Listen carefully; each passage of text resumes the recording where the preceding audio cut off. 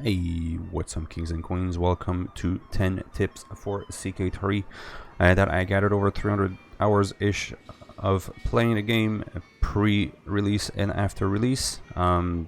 These are tips that are not exactly on the tin, like you're not really going to see that after playing a while. You might even miss it for a few hundreds of hours. So here they are. Before we get into it, don't forget to follow as well as like the video so that more people sees it. And also, if you want to watch me play live play the game live, you will have details to find me on Twitch in the description below. So let's get into this. There's no particular order to these tips. One easy one that most people knows if you played a bit is that you can change your lifestyle. Now, most new players, and I did the same, when you start, you'll see this big ass thing telling you, hey, you have a big boost to XP if you pick this, and that's because of your education here.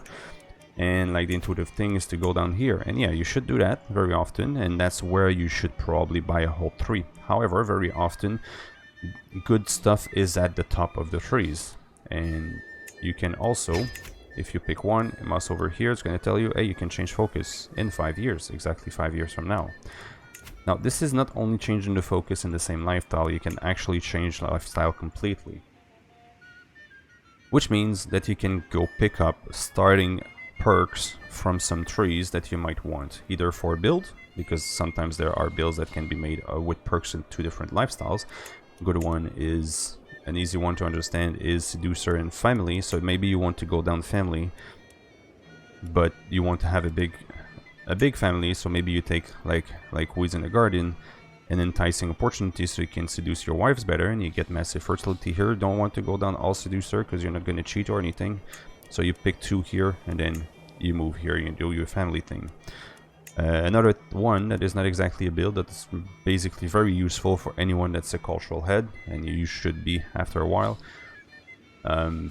is Scientific. Scientific is a huge boost to your tech speed, especially if you're not massive in learning. If you're big in learning, you won't need this because you're not going to cap what your learning does for tech very quickly, but if you're not, that's where you need it. So if you're big in learning, you're probably going to pick it up because you're going to go down Scholar. If you're not big in learning, you still want Scientific so that you actually have some tech growth while having very bad learning, and then you go back to what you're doing. Now I'm talking 2 perks because that's part of this. That would be a second tip, but that's part of it. It's 5 years, right, to change your focus. A perk without any XP boost will roughly be 3 years.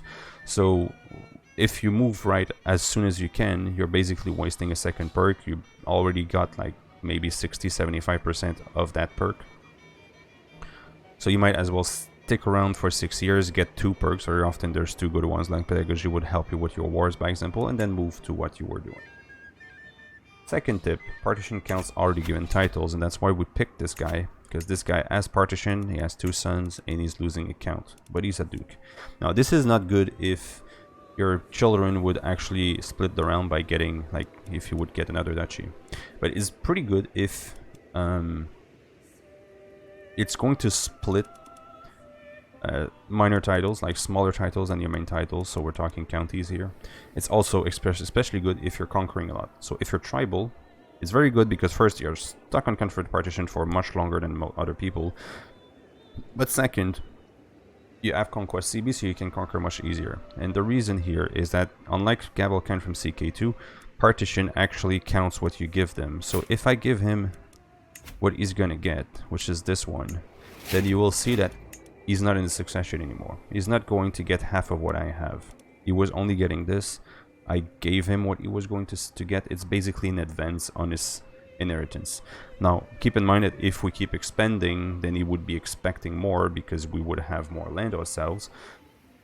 So always keep an eye here. So it's pretty good if you're going to conquer a lot. So whenever you reach, keep what you want for your domain size. But if you reach over your domain size before giving it to random people, check your partition and feed your secondary son so that they get enough before, so that they don't cry, and when you die, everything goes to your son. Third tip, we'll play a bit into this, which is do not land your primary heir. Never land your primary heir.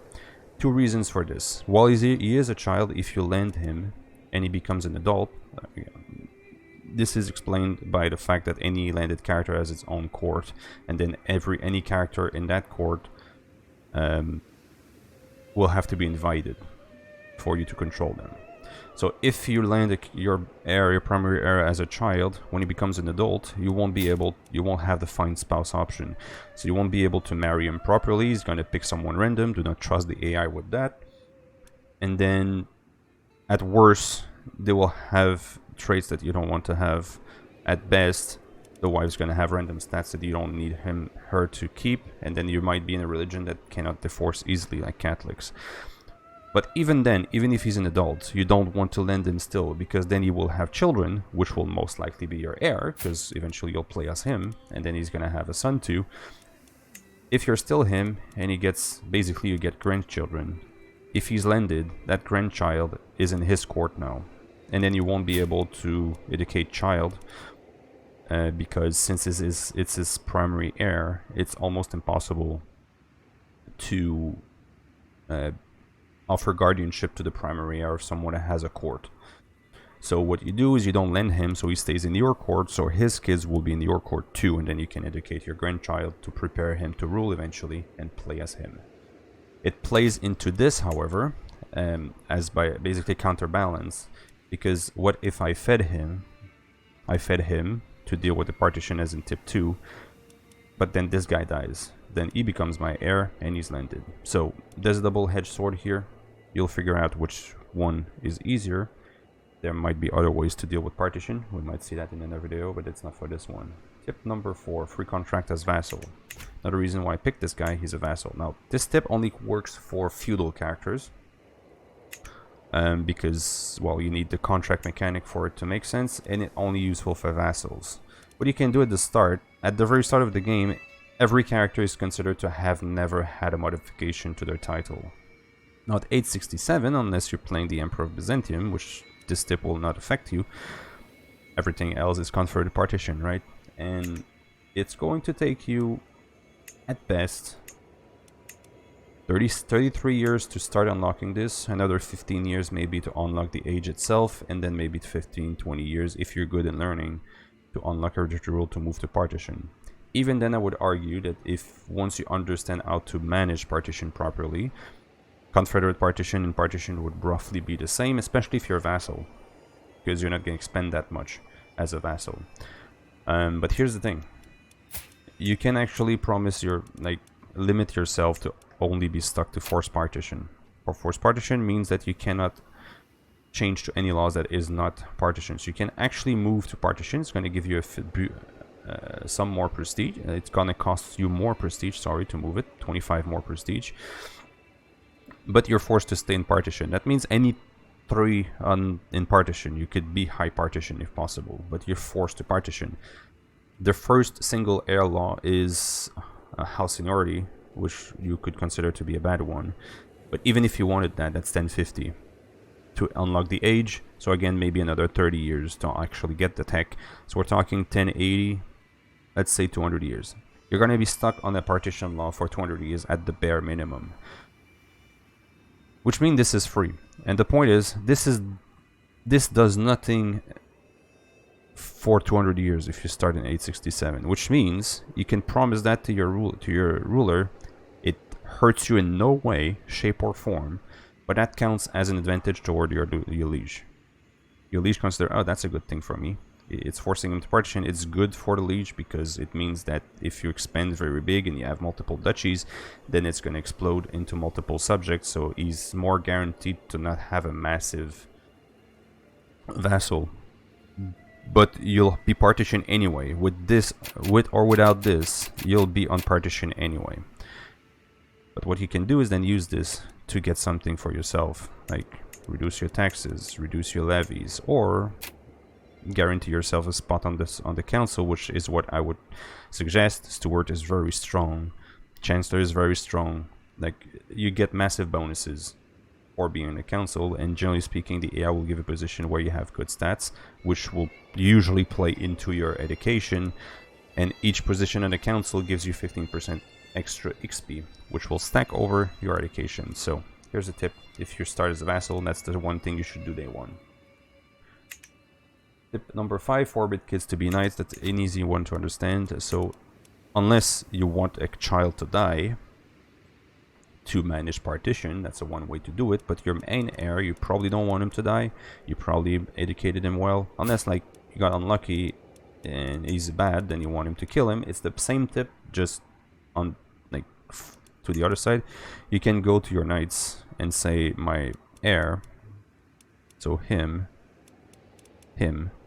I don't want him to, so forbid him. Now this has two things. If for anybody, that means he's not going to get in the military, so he's not going to have a risk of dying in battle. As a subject, it's even better, because if he's allowed and he's good, there's a good chance that your king or your liege in general will just put him in his military, because you can hire knights from any course within your realm. So if you forbid, he's not going to join any armies, keeping him safe. Now on the other side, if you want someone to die, then you can just force them and they'll join the battles. There's also a cheesy way where you can just create an army of one with just him and then throw him into other armies, but that's not exactly the scope of this video. Number 6, domain for military quality. Now that's a bit more deeper to explain, but this is basically meaning that the best stat to increase the quality of your army is domain size. And the reason is that 90% of the scaling of your men-at-arms. So your men-at-arms is the core of your army, levies is just numbers.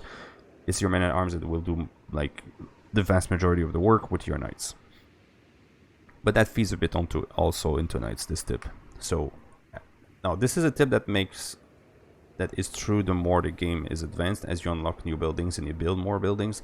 Point is the quality of your troops for the vast majority is in buildings.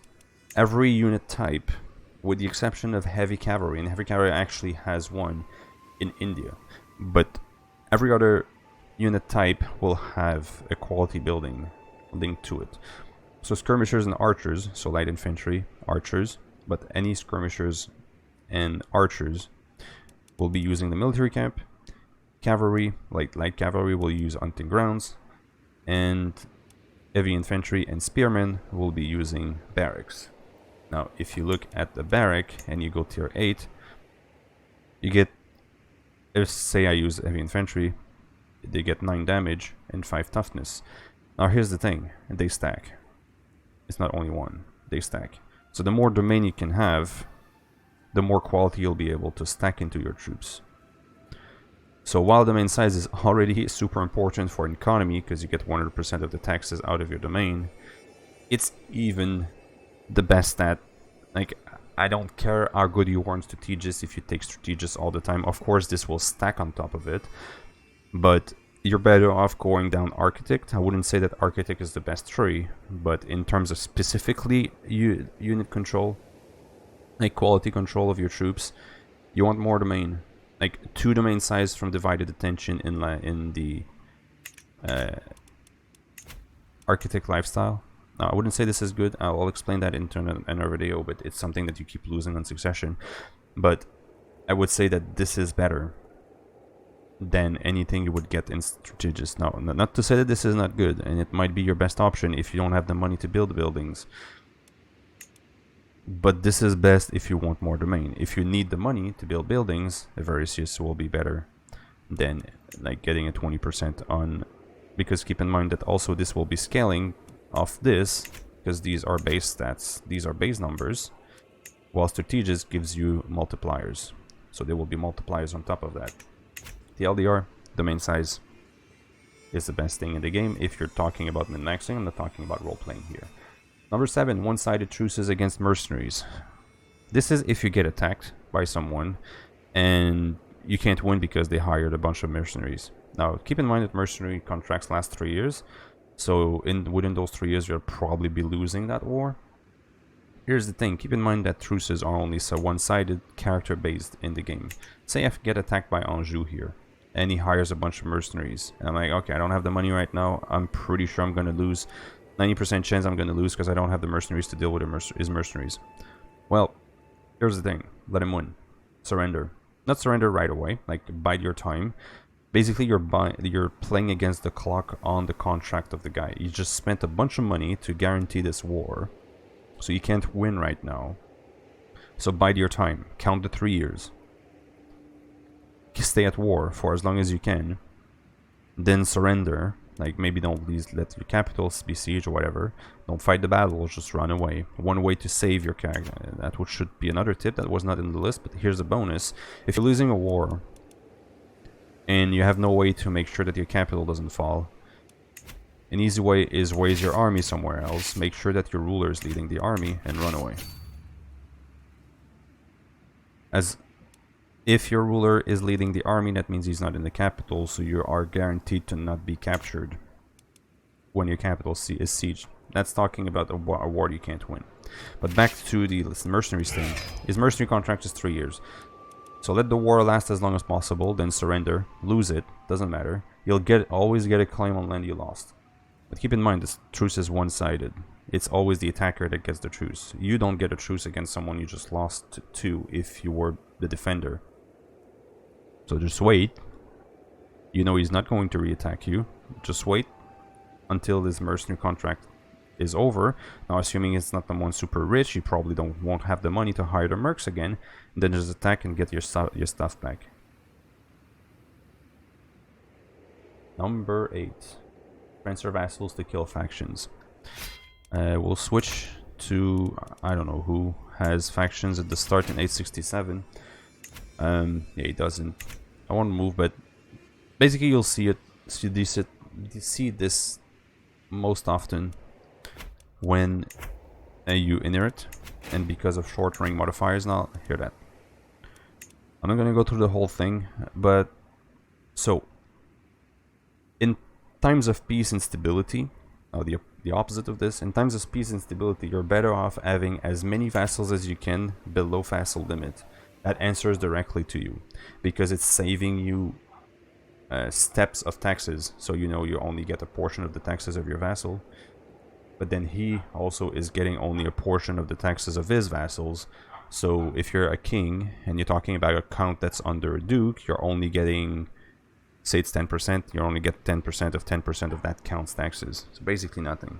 So you're better off for that count to answer directly to you, so that you can get the full 10% of that taxes. Now that's ignoring the fact that having subjects answer to you that should answer to a duke will piss off the duke. So like, keep that in mind for what you're doing. And also retracting, I wouldn't retract all the time for this, because you're being tyrannical when you do that. Point is, in times of stability, with all things being equal, it's better for as many vassals as possible to answer directly to you, to get the most levies and taxes out of them. On the flip side, when you succeed and you have massive independence war or liberty factions, independence factions, or character-based factions, here's the thing. Your vassals that can join factions are only your direct vassals. Vassals that answers to vassals cannot join your factions, they can only join their factions. So what you can do here to manage this is, look, we are an emperor here. So let's say we don't have any king subject, but here's a good example. This is a count with 3 counties. Now this is going to piss off people that really care about borders. Now the first thing you could check is your dukes. Do they have all the land and subjects they expect to have by their jury law? Now most of the time at the start of the game it's set properly, so it should be fine. Like this guy, by example, he expects Baalbek. So that should be the first thing you do.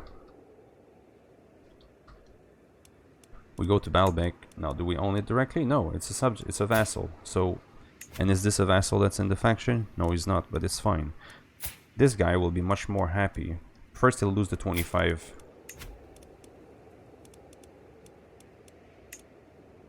He'd lose the. I'm not gonna do it. It's just the tips here, and it's not a tutorial on how to manage factions. But the point is, first he'd lose the 25 because he doesn't have this, and then he'd get plus 40 because he transferred him a vassal, which will bring him over 0, possibly taking him out of the faction. But what I was talking about here is that now this count. So if we take this guy, who's a count? He's not a duke yet, and we go to him. He's here.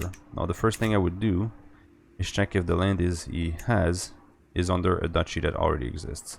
It's not. Doesn't matter. I will pick the duchy that's closest. I'll back that on directly. Say this guy. This guy's pissed.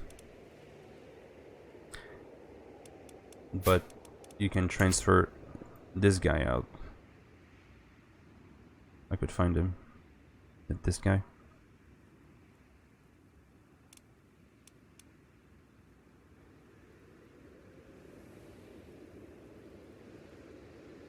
I lost track of him, sorry. Yeah, it's this guy. Okay, so we go to him. Now again, as I said, it's going to piss off people that cares about borders. But you'll see what happens. As soon as I give him this guy, this guy is automatically not in the faction anymore. So the faction lost power. Not only that, but if that duke I gave it to wasn't the faction, which he's not, then he would probably be happier. Now he's pissed too because he's on the council, and that's something else. But the idea is that as a king, all the counts that answers directly to me can be put under dukes, which will not only remove the counts temporarily, but then you'd say, okay, but it makes the dukes stronger. Yes, it does. But again, back to the taxes and levies percentage, the duke will get less out of that count to increase his strength than the count would have answering like directly to you, because if he answers directly to you, he has his full levies. If he answers to the duke, then the duke gets out of him whatever percentage of levies the laws are at that moment, say 25%. So the duke, yes, it will be stronger, but it will be weaker than the duke and the count being directly in the faction. So that's that.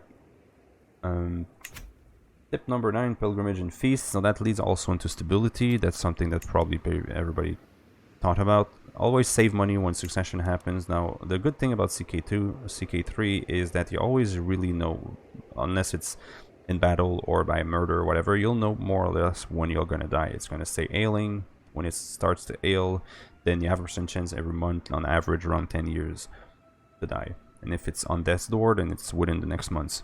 When this happens, start saving your money so that your heir will have enough money to go on his pilgrimage and to get his feast. Now, it depends on religion. Not all religion gets pilgrimage, but the point is, pilgrimage is really worth getting. First, when you finish it, most religion that has pilgrimages will get the pilgrim trait permanently, which is a 5%, a +5 opinion with all your religion, which most of your realm should be. But on top of that, it's going to give you a huge chunk of piety, which has a good chance of just pushing you over the next tier in devotion. And devotion, especially with temporal religions like Muslims, it's another small boost to opinion with all that religion. And then feasts, same thing. When you declare when you call a feast, it will invite a bunch of your vassals, and all people that comes to the feast will get a plus 20 opinion, a temporary plus 20 opinion. But the big thing about feasts is if you do a few, usually it's 3 to 5, you'll get a permanent trait, which starts at eager reveler, which is tier 1. It can go up. The point is that if you keep doing this, either going to other people's feasts or getting your own, everybody that gets invited and is part of that feast will get the trait too. And every reveler has plus 10 opinion to each other. So not only do you get the plus 20 from the feast itself, but then over time, as you do a few more, you'll get reveler. Everybody's going to get reveler in your realm, and then everybody's going to be like each other just because of that. Be careful with this. Once you have eager reveler, you probably don't want to do it more, because then you run risk of getting obesity, which is a massive penalty to your health. And tip 10, sell ransom before peace. So this isn't the case that you have a peace and you have a 100% war score that you're about to win the war. Before piecing out, look if you have prisoners that are giving you war score. Now, if you want the war to end, still look and calculate if you actually need the prisoner war score to actually win the war. If you don't, or if you don't need the war to end now and you just want the war to keep going, ransom those characters. At worst, release them if no one's going to pay for them. Well, release them if you want the war to keep going. If you want to win the war, but you don't need them, ransom them before piecing out. The reason is any prisoners that is required for the peace, the reason why they are peace, they are willing to peace for that, it's because it's an heir or it's themselves, and it's going to release them for free. That's basically, that's what they're asking in the peace. It's like, I'll give you what you want if you give me my son back. But you can ransom the kid before piecing out, assuming the guy has money for it. And in a war that you want to keep going, because it's a big war that you know you're gonna win anyway, but you want to keep sieging because you're gonna get loot and you're gonna get prisoners, and you're probably making more money out of the war than being at peace. And you don't have another war that you want to go to right after. Then ransom them, because keep in mind that when you're at 100 war score, you can't keep the war going forever. The game will piece you out within 6 months. Just ransom him, you'll get money out of it, and then you can keep the war going. That's it, guys. That was 10 tips that are not exactly on the tin here, but that will help you get better games here. We'll have tutorials in the future on the channel, so let me know in the comments what you would like to know more about from someone that played the game basically more than anybody else. It's not a brag, it's a truth. Let me know in the comments, and thanks for watching. Have a good one. Bye bye.